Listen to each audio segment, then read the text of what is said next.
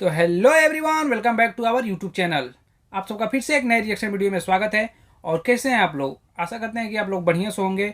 दोस्तों, मैं फिर से एक नया रिएक्शन वीडियो लेकर आ गया हूं और ये जो वीडियो होने वाला है बउआ भाई के ऊपर ही होने वाला है। जैसा कि मैं डेली अभी कंटिन्यू उनके वीडियो पे रिएक्शन दे रहा हूँ।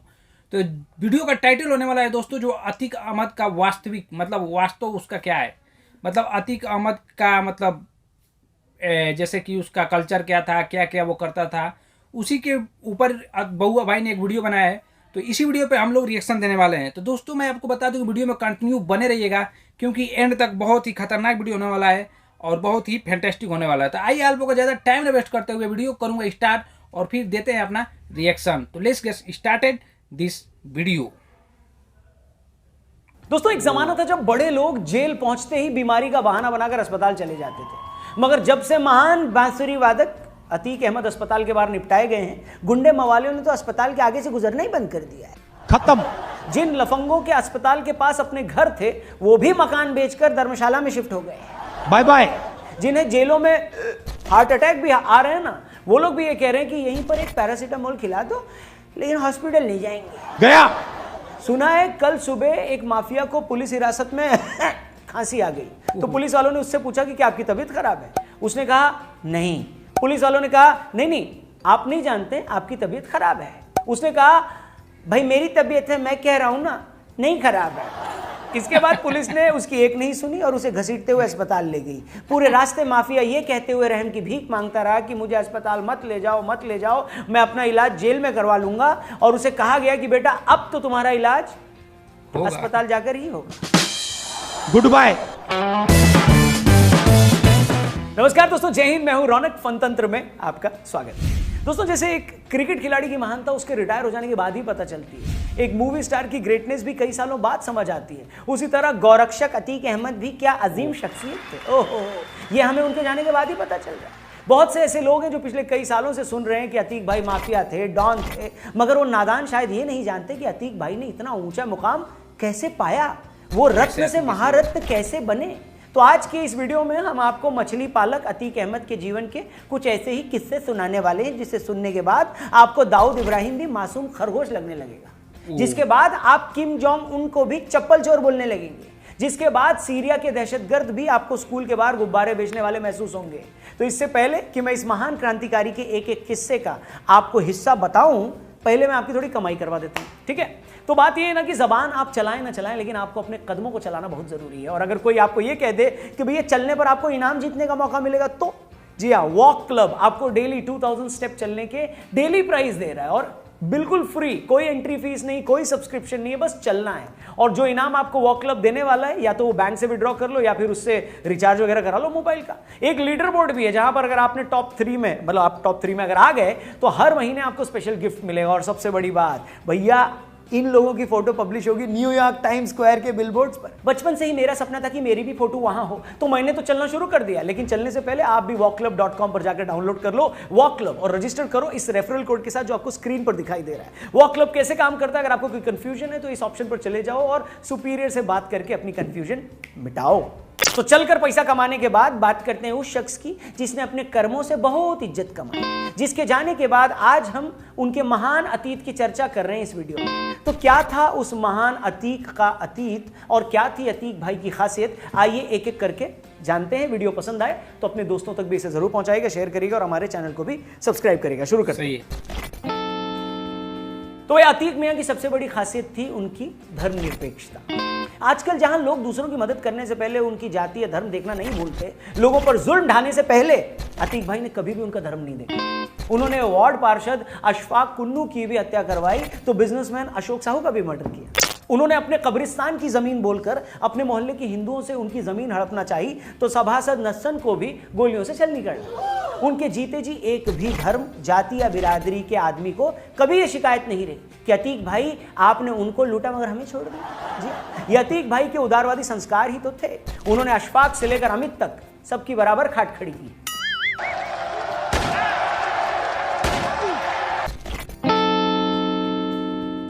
मजहबी नहीं, अतीक भाई रिश्तों के भी बड़े पक्के थे। अतीक के भाई के घर के सामने अशरफ नाम का एक बीजेपी का नेता रहता था। अतीक भाई के भाई का नाम भी अशरफ था। अतीक भाई को यह बात अक्सर खटकती थी कि उनके भाई के नाम वाला आदमी दूसरी पार्टी में काम कर रहा है। इस बारे में सोच सोच कर उनका मूड खराब हो जाता था। और एक दिन जब उनका मूड ज्यादा खराब हुआ तो उन्होंने उस अशरफ का सिर्फ इसलिए कत्ल कर दिया क्योंकि उनके भाई के नाम वाला आदमी दूसरी पार्टी में काम करके उनको चिढ़ा रहा था। क्या समर्पण है, क्या प्यार है, निष्ठा है और भाईचारे की ऐसी कोई दूसरी मिसाल आपको पूरी दुनिया में देखने को नहीं मिलेगी।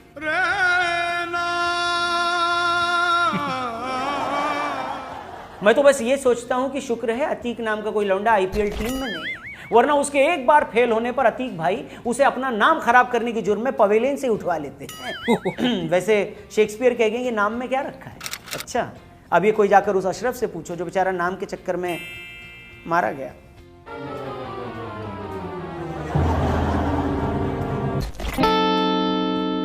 देखिए, सारे मोटिवेशनल स्पीकर ये कहते हैं कि कभी हार मत मानो।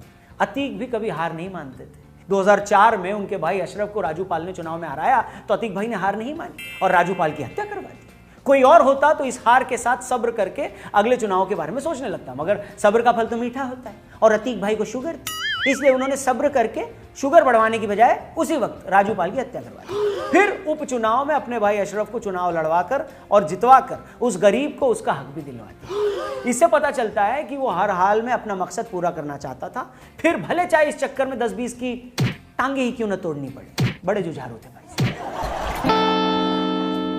अच्छा, और एक स्पेशल बात, अतीक भाई सच्चे अर्थों में नारीवादी थे। ये बात उनके जुल्म करने के तरीके से पता चलती है। धर्म की तरह लोगों को परेशान करने से पहले उन्होंने कभी उनका जेंडर भी नहीं देखा। सूरज कली का मामला सबसे बड़ा सबूत है। अतीक भाई ने साल 1989 ब्रजमोहन साहू नाम के शख्स की 12.5 बीघा जमीन पर कब्जा करना चाहा। साहू जब जमीन देने को तैयार नहीं हुए तो अतीक भाई साहब ने साहू को गायब करवाया। साहू को गायब करवाने के बाद उनकी पत्नी सूरज कली को भी बराबर टॉर्चर किया कि वो जमीन उनके हवाले कर दे। कोई और होता ना तो एक अकेली औरत पर इतना जुल्म नहीं करता, मगर अतीक भाई ने यह फर्क करके उसे औरत होने का एहसास नहीं करवाना चाहते थे। वो चाहते थे कि आज के मर्दों के साथ कंधे से कंधा मिलाकर ये भी धक्के खाएं। इसलिए बार बार समझाने पर भी सूरज कली ने जब बात नहीं मानी तो अतीक भाई ने सूरज कली पर गोली भी चलवा दी। कहते हैं एक सच्चा शिष्य वही है जो अपने गुरु से भी आगे निकल जाए। इस मायने में अतीक भाई सच्चे शिष्य थे। 1979 में चकिया में किए गए उनके कत्ल से इंप्रेस होकर चांद मियां ने उनको अपना शागिर्द बना लिया। जल्द ही चेला गुरु से आगे निकल गया। गुरु राजनीति करता था तो चेले का भी मन किया कि राजनीति करे। चेले अतीक ने गुरु चांद मियां को 1989 में हुए चुनाव में हरा दिया। गुरु चांद मियां की हार से अतीक को इतना सदमा पहुंचा कि उसने चांद मियां को मौत के घाट उतार दिया। अपने गुरु को जीवन भर हार की पीड़ा से बचाने का काम एक सच्चा चेला ही तो कर सकता है। इन मायनों में अतीक भाई सच्चे शिष्य भी निकले। देखिए, बाकी माँ बाप जहां बच्चों पर अपनी मर्जी थोपने की कोशिश करते हैं, हर वक्त उन पर पढ़ाई का प्रेशर बनाते हैं, अतीक भाई इस मायने में उन सब से उलट थे। उनका बेटा असद बचपन में वकील बनना चाहता था, मुजरिमों को जेल पहुंचाना चाहता था, मगर अतीक को पता था कि इस बोरिंग प्रोफेशन में क्या रखा, कुछ भी नहीं रखा। इसलिए उसने बचपन से ही उसके हाथ में बंदूक थी। अतीक बाकी बापों की तरह दोगला नहीं था। वो खुद क्रिमिनल था तो उसने अपने बच्चों को भी क्रिमिनल ही बनने दिया। इस तरह उसने अपने बच्चों के साथ अपना आपराधिक अनुभव भी शेयर किया। सोचिए जरा, असद अगर एविएशन इंजीनियरिंग करते हुए अपने पिता अतीक से कोई इंजीनियरिंग का सवाल पूछता तो यूपीएसटीएफ से पहले उसका एनकाउंटर तो अतीक के हाथों हो जाता। नहीं ठीक से सुनता नहीं यार। तो ऐसा था हम सब का प्यारा राज दुलारा किस्मत का मारा अतीक, जो इस बाली उम्र में हम सबको छोड़कर चला गया। अभी उसकी उम्र ही क्या थी, अभी उसने न जाने कितने और अपराध करने थे, कितनों के घर उजाड़ने थे, मगर होनी को शायद यही मंजूर था। मगर मैं चाहता हूं कि जाने से पहले आप अतीक से जुड़ा ये किस्सा भी जान लें, जिसका आज तक शायद कहीं जिक्र नहीं हुआ, लेकिन बहुत सारे लोग इस बारे में जानते हैं। ध्यान से सुनिएगा और फिर आप जान जाएंगे कि ऐसा क्यों कहा जाता है कि ऊपर वाले की लाठी बड़ी बेआवाज होती है। तो दोस्तों, बात है साल 2014 की। लोकसभा चुनाव होने वाले थे, अतीक को भी चुनाव लड़ना था। उस वक्त श्रावस्ती से नगर पालिका चेयरमैन भी अतीक की पार्टी के ही थे। अतीक की तरह वो भी मुस्लिम थे, मगर वो बड़े सज्जन आदमी थे, हिंदू मुसलमानों में बराबर लोकप्रिय थे। कहते हैं अतीक ने उनसे 2 करोड़ की डिमांड की और उन्हें कहा कि ये पैसा मुझे जल्दी चाहिए, मुझे इलेक्शन लड़ना है। वो साहब बड़े सीधे थे, उन्होंने कहा अतीक जी इतना पैसा मैं कहाँ से लाऊंगा। इस पर अतीक ने सीधे धमकी दी कि ये पैसा मुझे हर हाल में चाहिए, पैसा नहीं मिला तो तुम्हारे बेटे का जो हश्र होगा उसका तुम अंदाजा भी नहीं लगा सकते।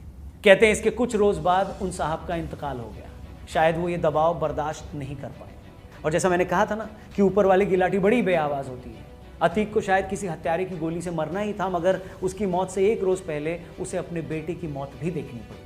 वो शख्स जो दूसरों के बेटों को मारने की धमकी देता था, उसे खुद अपनी ही मौत से एक रोज पहले अपने बेटे की मौत देखकर जाना।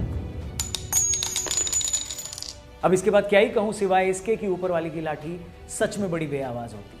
आप सारी उम्र लोगों की जमीनें हथियाते रहे और आखिरकार बाकियों की तरह 7 फीट के एक गड्ढे में दफन कर दिए गए। सारी जिंदगी दूसरों के परिवारों को तबाह करते रहे और खुद अपना सारा परिवार तबाह होता देखकर गए। क्या हासिल हुआ इस सारी चालाकी का, इस सारे हंगामे का, सारे शोरगुल का, सारी बदनामी का? खाली हाथ आए थे, खाली हाथ चले गए। अब क्या ही कहें, कहने को शायद कुछ बचा नहीं है, लेकिन ये वीडियो अगर आपको सही लगी हो तो अपने दोस्तों तक भी इसे जरूर पहुंचाएं, शेयर जरूर करें। चलिए, निकलने से पहले एक बार फिर से आपके फायदे की बात, डिस्क्रिप्शन में वॉक क्लब का लिंक दिया है, उस पर क्लिक करके इस पर रजिस्टर करें, वॉक करें, खूब सारे प्राइजेस जीतें। अपना ख्याल रखें। Thank you for watching. जय हिंद। तो गाइज, जैसा कि वीडियो अभी ख़त्म हो गया है, तो ये लास्ट वाला सीन एकदम इमोशनल कर दिए बउआ भाई। लेकिन क्योंकि सही बात है ना भाई, जो खाली आता, इसके पहले भी मैं बोला था, जो खाली आता है वो जाएगा और सबको जाना ही है एक ना एक दिन। लेकिन जब ज़िंदगी मिला यार, जब ये ऊपर वाले ने जब ज़िंदगी दे ही दिया है, तो कुछ अच्छे काम करके जाए ना, नाम कमा कर जाइए। अब ऐसा है कि नाम कमा के मत जाइए कि पीछे हमेशा गाली देते। ऊपर वाले भी सोचेंगे साला इसको मैं भेज के बहुत बड़ा गलती किया, ऊपर वाले भी मतलब सोचेंगे। तो आप लोग भी ऐसा मत कीजिए, ऐसा नहीं करना चाहिए था। बताओ यार कितना कष्ट हुआ होगा, जितने मतलब एक जो औरत की अभी जो बउआ भाई बताए हैं कि उसने 12 बीघा ज़मीन लेने के लिए उसको बार बार उसके पति को हिजाब करा दिया, उसे भी बार बार टॉर्चर करे थे, उसको गोली भी मारे थे, शायद उसको यहाँ पे कंधे पे जख्म भी था, एक मैं न्यूज़ में देखा था उसका वीडियो। तो बहुत ही बेरहम इंसान था। सोचो दोस्तों कि जैसे गोलियां चली, जैसे लग रहा था कि मानो दिवाली आ गया।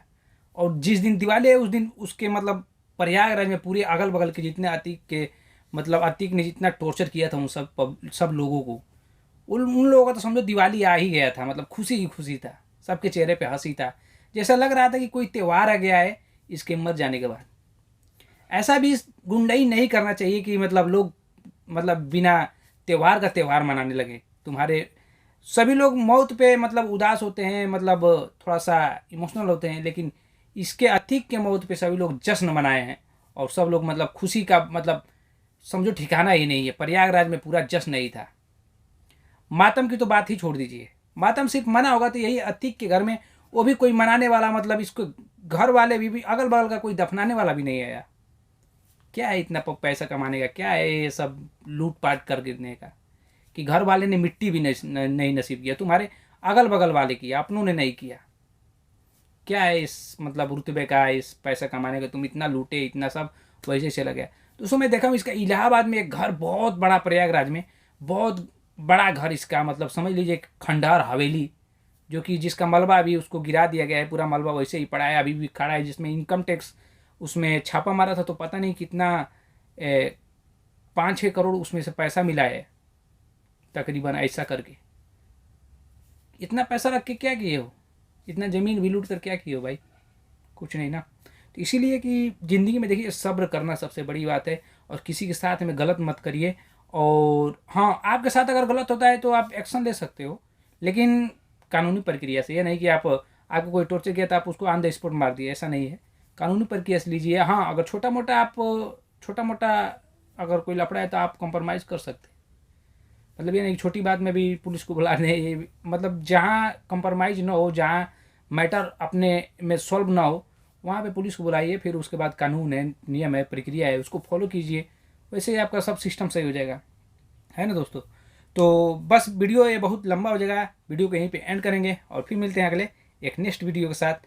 और लव यू दोस्तों, जय हिंद, जय भारत। और वीडियो अच्छा लगा हो तो एक प्यारा सा कमेंट कर दीजिएगा।